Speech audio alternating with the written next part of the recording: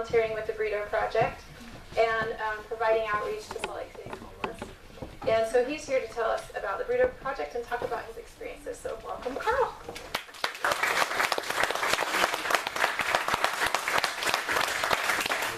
I'm probably not going to bother with a mic. They tell me I've got a big mouth, so if anybody should not be able to hear me, I'll step in front of it. But, What?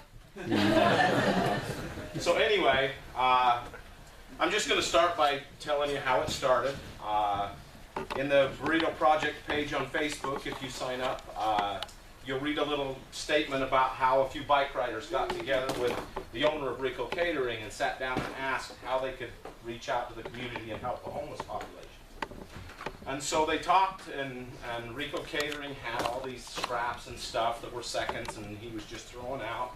And they got together and they started putting food together and riding their bikes out into the city and handing food out. Of that original group of people, there's only 2 left that are still supporting the Burrito Project. I'm going to tell you about them really quick. The first one is the owner of Rico Catering, Jorge. He never uses the project to promote his business. He very quietly just gives us all the food. It's cooked. It's prepared. We heat up the shells so that they're warm when we wrap the burritos. His people do all the cleaning up after us because it's his kitchens and they've got to be done to the code that's dictated by the city. And I don't know if any of you have had the opportunity to give food to people in different circumstances that you're required to be licensed to do and all that fun stuff in the state of Utah. But you have to have a stainless steel kitchen to do it. That right there, we couldn't even do this program if we did not have his willing gift of his facility to go and do this work at. So he employs his people to help this project. He gives us the food. And all we do is go and wrap and roll and carry it out into the streets. So as you think about the project, it wouldn't even exist if it were a very generous man. This man, when he came to America from Cuba, he was homeless. And he says the thing that was most profound to him about being in the United States and homeless was he never went hungry. And this is him giving back. That's why. And as I've done this, and as I've been committed to it, the why is always what we seek. Why do we do it? Why do we give ourselves to anything we choose to? Jorge gives because someone gave to him, and it mattered to him.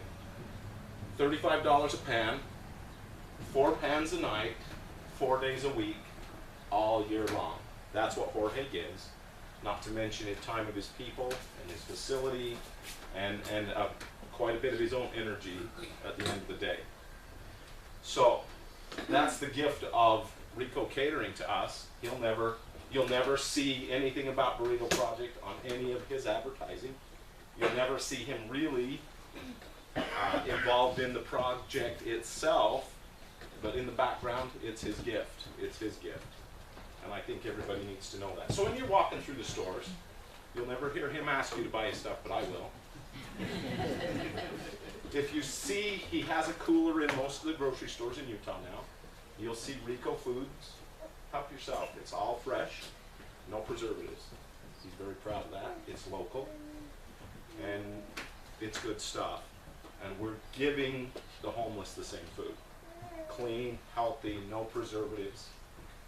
It's quality food. It makes me proud to give them a meal from this facility. So that's Jorge. But then the other person, who is pretty much behind the scenes at this point, but she does everything to keep the project running. She got it to become a 501c3. It is a legal and legitimate charity. She is helping promote it and to get funding for it. She received a couple of nice checks this last couple of months, and we bought a few new bikes. And this person's name is Rachel. You'll see her post quite often. Rachel is very alpha personality. If you get the chance to discuss much with her, you'll find her very blunt. Some call it off-putting. If you ever pass out a burrito with her, you'll see nothing but an angel. She's an amazing person. And that's the reason she does it. Her mom was on the streets for a while. And she was one of those bike riders that wanted to help the homeless because it mattered to her. There was someone profound in her life that made her feel the need to get out and give back to these people. Her mom's no longer on the streets. Her mom's fine. She's back living a normal-ish life. But mental illness can only go so far. But with the support of her family, she's okay. But sometimes people just need that chance. So in the end, and what I'm going to do is I'm just going to share stories, because in the story is the reason. In the story of what I've done over the last 3-ish years is what you'll feel. And I will try to express myself without too much emotion, but I won't. You'll see it, because I tell people all the time, you come with me and hand out food to the homeless and you will feel something. I don't know what it'll be today, but it'll be something. Because there are so many things you run into out there that will make you cry, mad, laugh, whatever the case of the day. Right now, I would like to just take a couple minutes and let my friend Sandy tell you why she does.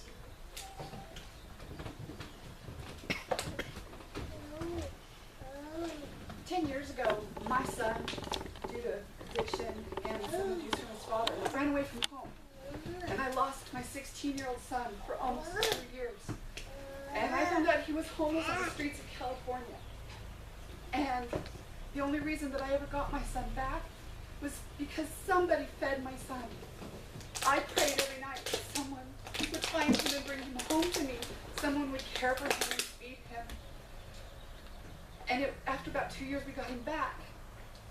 A friend of mine had introduced me to Carl via Facebook, and I watched him post about what the good things that he was doing, about being able to meet these people and give them food, and I thought this is something that it felt really good to me. And my first night at the Burrito Project, Carl took me out on bikes, and after making 400 or more burritos, one of the first people that I met was a young man in his early 20s, and he was passed out on the sidewalk in Salt Lake City. And his friend was sitting there watching over him. And I knelt down next to this boy and I woke him, and he kind of looked at me and I was like, "Hey, you want a burrito tonight?" And he was like, "Yeah, I'm starving." And in that face, I saw my son. And then for the next hour or so when we were out, every man I saw, every woman I saw, every little child that I saw became my child. And I knew somewhere, in their home, somebody was saying a prayer, "Please feed my child." I don't care if you're 50 or 20, somebody is praying, "Please feed my child." And for the last year, I've been able to join Carl every week, and I feed somebody's child. And that's my way to pay back those people who fed mine.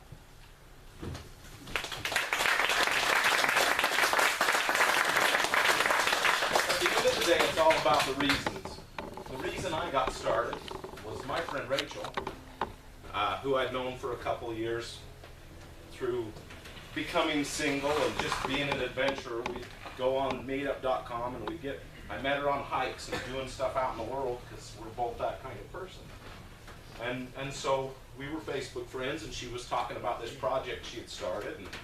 And you know, I was raised in Utah by a dad that's typical Utah dad. And he was a good dad, but his lesson to me was, that guy on the corner over there just is lazy. He doesn't want to work. He doesn't care about doing anything. He's worthless. And that's my concept of these people. He's dirty. He's filthy. He's disgusting. He's a drug addict. That's what I was fed for the first, I could say 20 years of my life. But then, dads have an impact past that. And so I kind of took charge of my own life somewhere in my 30s as I started evolving into who I am today. So you sit there and you have a chance to evaluate your life and what's important, and someone's just putting these things out there, and you're like, ew, that bugs me, it scares me, it makes me nervous. And here I am in my life, pushing limits always, everywhere, just doing things that make me nervous, scared, and uncomfortable. So I thought, okay, it's time to do it. So my first day out, my first day out, I get sent to the road home. And we always do the women and children's side. We tried to stay off the rest of the streets there, because just away from that's where what I call the rough parts of the homeless population exist. And truly, I try and want to try to reach the truly needy, and not the loathsome and desperate. And they're all out there. Had a cop yell at me one day, "You just fed a drug dealer, you know," and you hand burritos to whoever puts their hand out. You can't judge. You don't know who they are really. But here I am, my first time, walking down the street, and I come to this little family. And there's a little kid in the front of the stroller, little blonde-headed girl. Another one, just a little bit bigger, standing in the back of the stroller, right here like this. And then another one next to mom, about this big, another one next to mom, about this big, and mom's standing there with another one. And here I got a big bag of burritos, and I put one in the stroller, and I hand one to the girl on the back, and I hand one to the other two girls, and then I hand another one to them, and then I hand one to mom. "Do you need anything else?" Because all I see in these little blonde heads is my little girls. What if? What if? Because that's what I raised, was little blonde girls. And you go away feeling, as your bag empties and there's still 100 people down the street, you go away feeling, I raised 4 kids. I could do one more. I could keep them off the streets. And you walk away thinking, but they're not puppies. You don't get that privilege. You don't get to take them home. But I can go back and I can be them. And so that's one of the reasons. One of the most profound moments, and let's jump around a little, we'll come back to that one. Strange things that happen. Strange things happen. They're strange people. They're not like you and me. They're strange people. Let's talk about Sandy's son for just a second. I was standing on the corner of was it Main Street? Yeah, I think it was. Just below the Gallivan Center. Just above the Gallivan Center, there's a bank in an old Utah classic building, and a Wells Fargo, great big beautiful thing over here, and another beautiful building, and a brand new one starting to be built right there. And on the corners, there's this young man just laying there. Traffic coming around right here, people walking by, back and forth, walking by, like he's not even there. How many of you have seen people on the streets downtown like that and not really thought about it? Here I'm standing with a burrito thinking about it. Maybe for the first time in my life thinking about it. At the time, I hadn't got to know Sandy, and I saw a young man. And the profoundness of standing on this opulent corner of richness and wealth, and the destitution of this young man, passed out, covered in scabs, a handsome young man. Truly, truly a good-looking young man. No shirt on, it was being used for his pillow. Just nothing but this young man, half naked, right here on the street, and all the wealth passing him by. And I wake him up, and he's bleary eyes open, and I says, "Do you need some food?" And his hand comes up, and I put a burrito in it, and goes back to whatever world he's existing in. And I walk away changed. And you can't help but wonder why. You always wonder why. You never get to know why, but you always wonder why. I looked at that young man, and I wondered why. And I asked myself, will that burrito matter? Now I know Sandy. Maybe not in his case, but maybe. But maybe somebody's kid got one more day that they needed because I handed them some food. I don't know. Another one that was very profound to me. I was at Pioneer Park. And there's a family sitting there on the tree over by the playground equipment. I always race to playground equipment because that's where the families hang out. Get to feed the kids there. And there's a dad and a wife and 2 kids sitting there. And I walk up, as always, I hand the kids the food first. Then I hand the mom a burrito next. And as soon as I handed her a burrito, she turned and handed it to her husband. And he kind of grins at me like, see that? At least that's how I perceived it. Pissed me off. So I handed her another one, and in the meantime, she's yelling at another kid over on the playground, like, come here, get some food. And this little girl, 10 years old, comes running up, did you feed mom? And I'm getting madder about this guy sitting there with that grin on his face. And I hand this little girl some food. Then I hand her another one, because she'll give it to mom, not to dad. Because something tells me dad's going to get another one tonight, and mom will probably go without. As a dad, I'm offended to the bone because my kids would eat before me. My wife would eat before me.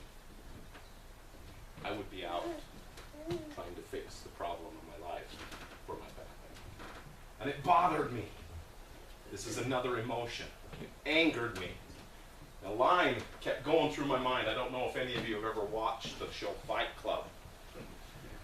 It's a mind-bending show, and I loved it. And there's this one part where he's just beating up this beautiful young man because he was so angry.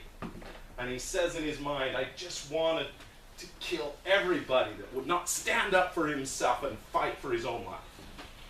And that's the thought going through my mind with this man. There's a lot of different emotions we have while we're out there helping these people. But also at that same moment, it occurred to me how much family mattered. That little girl wanting to take care of mom making sure her kids are fed. Maybe, just maybe, if for no other reason that guy's there's a little protection for this tiny little family that is vulnerable on the streets. Maybe he serves a purpose for mom to protect her little ones. Maybe. It's just my thought process. Let's see. But family matters even out there. And that was profound. Another time, I was walking into the park. The park's a great place for adventure. And there's a guy up this way screaming, and a couple of my favorite delivery buddies were with me. Joe was with me that day, and another young lady. And they noticed this guy screaming, and they go the other way. So I figure, well, it's up to me to go the direction the guy's screaming, so I'll go face that. People don't intimidate me much anymore unless I have to speak in front of them. So I take the scary side, and I didn't get to race off to the swing set that day. They did. And so I'm walking up that way, and the closer I get, I'm coming up to this rather large group of homeless and start handing out burritos. The closer I get, this guy's screaming, shoot me! Shoot me! And the people I'm handing these to is, oh, don't listen to him. That's what vodka does to you. Don't listen to him. He's crazy, you know. So here I am amongst all these drug-using, telling me he's crazy. And I'm handing him food, and it's all, no big deal to me. And so I start walking toward the guy. He's half my size. He doesn't scare me. His hands are empty. So I'm just walking up with my bag of food and a burrito in my hand. And just as soon as I break free from the group that I was in, he looks right at me and he says, shoot me. I says, why? He says, because I want you to shoot me. I says, I'm not here to shoot you, I'm here to feed you. And he gets this look on his face like, what? No, I want you to shoot me, he says. He says, I says, I'm sorry, you got the wrong guy, but I got food. You hungry? And just like that, he just turns away from me, and just like I wasn't even there, and starts yelling at this group again, shoot me! And as I'm walking away, he turns to me one more time and he says, those guys have a gun. And then you think, well, maybe they do. I wonder. I tell you this story because these things happen. This is the reality, and none of you need to wonder what might happen out there. I've never been afraid. Most of the people I have done this project with have never been afraid, creeped out, grossed out. Yes, all of those things, but never truly afraid. Except once, one of my very dear friends took a few weeks off because something happened and she's never told me what, that just bothered her. So I've never gotten the story. I don't know if she was afraid for herself or if she saw something that truly bugged her. I don't know. But she was profoundly bothered and didn't want to talk about it. So to this day, I don't know what that was. But weird stuff happens.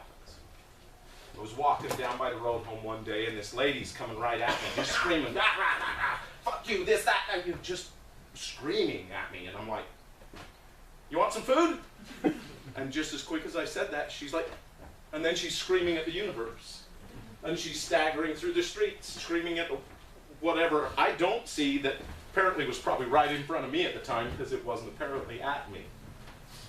But she wasn't, you couldn't communicate with her, and there was no way to even hand her a meal because she was just in her own world, just staggering through the street. So you see weird things. You see weird people. You see people passed out in the street. I call those days payday. Government checks hit the streets, and drug dealers get rich, and our homeless friends pass out on the street. And we lay burritos by them, hope they wake up to it. I think the last one I'm going to share, and then I'll just let you ask questions if any of you have any. The last incident that I'm going to share, probably the most profound moment of my project days so far, is I was walking down the streets, again, of the women's and children's sides of the shelter, and I was down to my last burrito, right down to the corner of the street. So, you know where the street comes through from the Gateway Mall straight into the homeless shelter? If any of you know downtown. Well, just on that corner across from the Gateway Mall, there's these two little boys and mom's sitting against the wall like this. And I walk up to Mom and I say, do you want some food? And she does this. And I sit there and look. I sit there and look at these two blonde little boys about this big. One of them's sitting next to Mom, one of them's kind of playing just out in front a little bit. They could be twins, one of them was slightly bigger than the other, could be a year apart. Hand the one last burrito I have to the little boy that's sitting next to Mom, who's the bigger of the two, and I say, share that little boy. And I'm out of food. And the one thing about this project that keeps existing is it's never enough. You're always 1 or 12 or 100 or 1,000 short. It's never enough. And so when I walk away from these two little boys and only have fed one, my heart hurts because it wasn't enough. But I go back because that night I fed over 200 people with me and my friends. I can't take them home, they're not puppies. I could raise a couple more, look at me, I got a few good years left in me. But they're not puppies and I don't get to, but I can go back and I can feed them. And that's why I do it. And in the end, if you join me, and if you do it over and over and over and over again, there will be a reason. What your reason is might be different. There's a lot of reasons people don't. Valid reasons, okay, to not. Some are too tender and can't look at that little boy and hand the one burrito and walk away from me. Some can't do that. So they don't, and that's okay. Not everybody can, but we get enough people to feed 200 to 300 people. And that's what matters. The ones that can't, it's okay. If I, and it's been that way, was the only one to show up on my Thursday night, I would wrap as many burritos as I could by 7 o'clock and I would pack them out on my own. So I know at least that many people will get fed. And if nobody else shows up, that's okay. It's okay. My friend, a couple of them I know, don't go because that guy that that I talk about, sitting against a tree with his family, would make them so mad, they would have to do something about it because that's who they are. And so they don't go because they know that's not the place. And that's okay. That's okay. If it's for you or if it's not for you, it's okay. If it's for you, you'll have a reason, just like mine. Mine's layered. It's not just one reason, but in there are many reasons. So I gave up one night a week. I used to do it every night until they asked me to do one night a week, and until we have gotten such a good volunteer base. It's so nice to not be there with one other person and desperately trying to get a few burritos out, because we have a good volunteer base. What matters most to the group is those people that are always coming and always watching the volunteer site for the slow nights. So we make sure the slow nights are covered, because those are our regulars. Those are the people who have that reason. We get a lot of groups that come do one, and that's good, because we get a lot of groups that come do one and they get the chance to see what I'm talking about. And once is enough. But we keep getting our repeats, our comebacks, and our regulars that keep the project alive. And I think the most important thing about this project that we're trying to accomplish is just one, and that's to feed people, and we focus on that. We don't give them anything fancy. It's rice and beans on a white flour roll. That's it. It's nothing fancy, but it's a good, clean, healthy meal. I'm proud to give it to them. They complain sometimes. Got some salsa? You know, try to pack another little extra thing in there. Go ahead. But we're going to try to do that as volunteers start giving us money. We're starting to get money coming in because the 503c is kicked in and we can fund it a little bit. But we want it to just stay simple. If we complicate it, it'll fall apart. And all we want to do is feed people. I tell people all the time, I never give homeless people money. And if you walk with me and see how they use your money, you wouldn't either. If money would solve their problem, there wouldn't be a homeless problem, because a lot of money is being thrown at the problem. The problem isn't money, it's their choice. I even had a guy tell me that the other day. Some of us weren't meant for four walls. I was meant to be free and live out here. It's like, look at me. And I think to myself, if not for a lot of generous people, you would not survive. But it's also a kind of an obligation. I think on this list, I've covered everything. I looked at it as I thought, and I think everything that Oasis stands for there is covered in feeding a human that isn't feeding or capable of feeding themselves. In the process of accomplishing this set of goals, I promise you, you'll have achieved every one of those once you get there. Your reality will definitely be checked at what world's about. Your belief of who you will meet, okay? My belief, these disgusting, dirty, filthy people, it's still that, but the difference from what I believed and now handing them food, I'm just Carl, and I'm no better than them. For some reason in their life, something happened, their mind doesn't work like mine, and they have been incapable of taking care of themselves. No better than them, I'm just Carl. I get the privilege of handing them food. I hope I never have to change roles. I hope that's never me. Anyway, that's kind of my presentation. We have a Facebook page. Log on, see what we're about.